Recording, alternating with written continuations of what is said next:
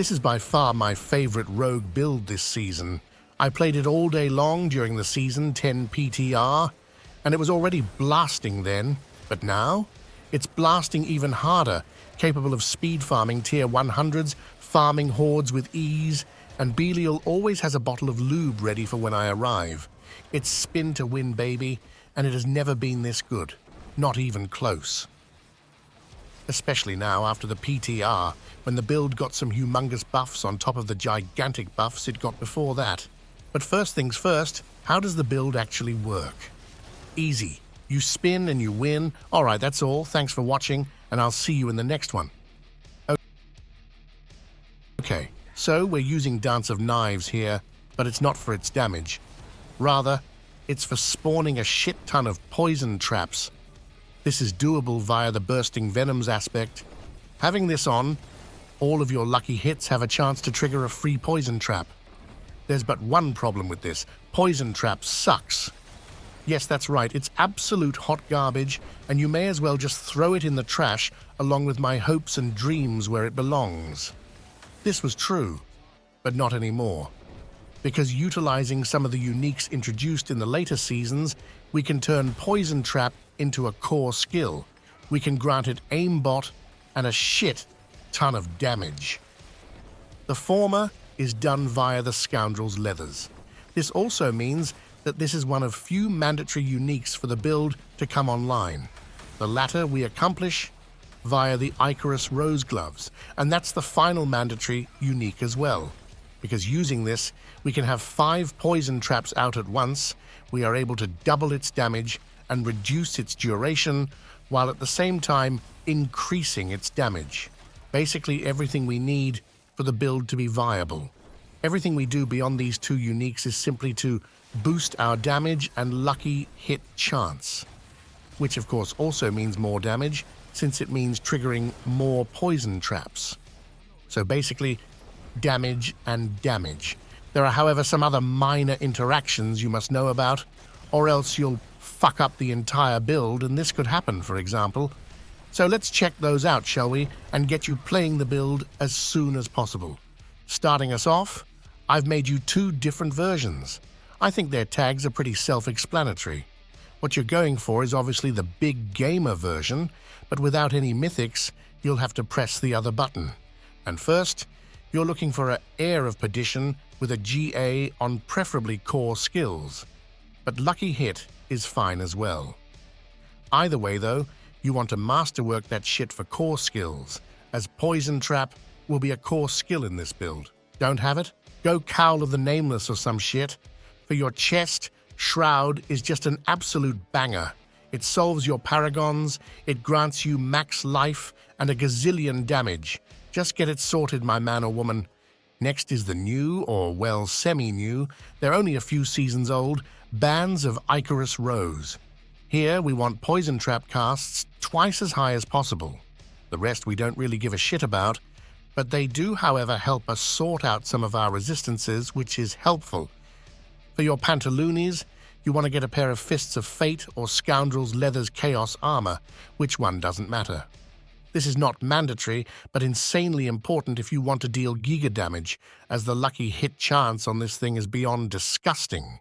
You could also move them around a bit, having Fists of Fate as gloves and the Icarus Rose as pantaloonies in worst-case scenario, because you really want that GA lucky hit chance on the Fists of Fate. Just do your best, I believe in you. And then, the Scoundrel's Leathers, of course, to transform our poison traps into core skills and allow us to throw our traps, which, when paired with Dance of Knives, basically allows them to gain aimbot. Truly feels great. When it comes to the weapons, your most important stat becomes Poison Trap Duration, because that's basically a multiplicative multiplier for your damage. Grab it on all of your weapons and focus on masterworking that bad boy. Then, we're using the same stats we're always using, along with slapping on Contamination, which allows the Poison Trap to trigger an instant attack that can in fact crit. And if it does, we deal even more poison damage. Then Bursting Venoms to actually spawn poison traps, and aspect of star shards to gain a bunch of additional lucky hits via our spin to win button. For amulet, you're looking for something like this. There is, however, one insanely important thing here you can't miss, and that's traps arm X seconds faster, because this is what can fuck up your build if you don't have. You can only have 5 traps out at a time, and if you go beyond this, then you're not dealing any damage at all anymore. So that's why we need them to arm faster. We're also getting this stat from the paragons. For passives, Frigid Finesse, Malice and Dex are your moneymakers for sure, and Conceited for some additional damage. On the other ring, the most important is definitely all resistances as to get capped, and we're slapping on the Frostbitten aspect. Using this, you'll freeze enemies that you hit with your grenade skills. But Mr. Big Penis Man, we're not using any? I am, actually. We're going to use the Back and Ton rune combo to spawn stun grenades, granting us this 30% damage increase and making sure that everything is always frozen, which in turn allows us to use the Frigid Finesse passive and stack up a bunch of stagger on bosses. Finally, Starless Skies. It's simply too good. It's not mandatory, but one hell of a gear piece for this build. The only thing we don't give a shit about is attack speed, as it does not increase how fast we attack, rather, it only increases Dance of Knives damage. Great job, friends. Gear complete. Let's check out some goodies before heading off to the skill tree. For the runes, as we talked about, Back and Run for one of the rune combos, and then Ahu and Cax for the other one. This will allow you to deal giga damage, but spend all of your resources. Dance of Knives does not require any, so that's all good. But we do want our energy back regardless, so that we may use the Cax rune once again. To do this, you'll have to spam the living shit out of your poison imbuement as it generates your energy back, which is especially important seeing as we're using Enervated Strikes now for insane amounts of damage. I didn't have this on the PTR, meaning my damage got more than doubled afterwards. And of course, having KOAX does also have another benefit. It resets our cooldown via preparation. We then use Hit and Run, granting an additional 150% damage, Power Siphon, another 100% damage, and it doesn't actually reduce your maximum resource when you're triggering poison traps via bursting venoms, so it's just a flat multiplier, and accelerating chaos allows us to more easily reset our cooldowns, ensuring all of our damage passives are up at all times. Overall, these chaos powers give us an additional 12.5 multiplier to our damage, so yeah, pretty solid I must say, not broken at all. And the jewels, just grab whatever you need. Hell guys, it's already skill tree a fucking clock and you know it. Let's check it out and see what's going on over there. Starting us off, drop a wet fart on the basic skills, grab some of these lovely passives for healing and damage reduction, and go to where the actual skills are located.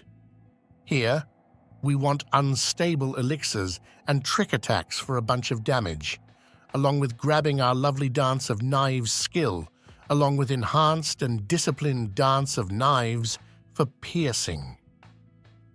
Blizz made it slightly more difficult to keep this up by nerfing its enhancement, but seeing as we got movement speed on all of our gear, you should be just fine. Especially considering we have our concealment granting us 60% movement speed now, and as we're rocking preparation, we can keep it up permanently. We're also using it to grant us a lovely passive in the paragons. Dark Shroud for a huge damage reduction bonus, Exploit and Malice for damage, and Poison Trap because, well, that's the build. We then grab Poison Imbuement to trigger bursting venoms and throw our poison traps along with Enhanced and Mixed Poison Imbuement for energy generation. Here, we also have a bunch of strong passives. Deadeye grants you more damage at range, so that's where you'll generally try to stay, along with Frigid Finesse, great to have on your amulet, and some poison bonuses. In the ultimate tree, we grab Death Trap, increasing our trap damage, along with Impetus and Alchemist's Fortune for damage, and Second Wind. which is one of our most important defensive layers, and another benefit of using the QAX rune, it spends energy, allowing us to keep this one up for a huge barrier. Finally, the key passive, exposure. This, in combination with preparation, ensures that you can keep all of your bonuses up with ease. On top of that, you're getting a 2x multiplier from it, which is more than we can say for the other bonuses. And with that, we're done with the skill tree as well. Let's check out the Mercenary and Paragons, and we'll be just about done with the guide after that. For Mercenary, you go with Raher for his all-resistance bonuses, along with defense and damage. Because using a bunch of uniques has its downside. We don't have resistances anywhere, making Raher the man. The reinforcement doesn't really matter, they're all shit. Alright, Paragon time. Starting us off, we're grabbing Devious because there's just not too many options, and enemies will always be crowd-controlled, allowing us to keep this buff up all the time, except when doing ultra-high pit pushing. We then go for Exploit Weakness for a lovely, vulnerable bonus, and slot in Snare, and grab as many points as possible for a large chunk of additive damage, along with its strong bonuses. After that, we grab the Eldritch Bounty node for Big Damn and slot in Canny for even more Big Damn. Next, it's time for the Deadly Ambush node and the Spring Loaded node for faster trap arming. We then grab Versatility, easily the best glyph we have as it's working with Poison Trap and Death Trap for some reason, even though they're converted to core skills. But hey, I'm not complaining. We're also using it to buff our nearby damage nodes. And finally, the Dance Macabre node, which is why we want to keep resetting our concealment, keeping this one up, and we finish it all off by slapping on the Ambush node for damage. And now it's time for me to finish you off by showing you how to get good. So, how do you actually play the build then? Not sure if it can get easier than this, but you basically want to hold down Dance of Knives, and that's about it. Your Dark Shroud and Poison imbuements will not break your spinning, so you should spam them as much as possible. The other skills you're just using when they come up, more or less. Death Trap to reset your cooldowns, and use Concealment at least once every 10 seconds for its damage bonus. If you're not movement speed capped, then you'll have to use it more frequently though, as to get its movement speed bonus. But with any decent gear you shouldn't have to, and that's it. Now you can make it more advanced by throwing in caltrops, smoke grenade and all kinds of shenanigans, but I think this brain-dead version will suit you bunch of degenerates real good. With that said, drop a sub and I'll see you in the next one.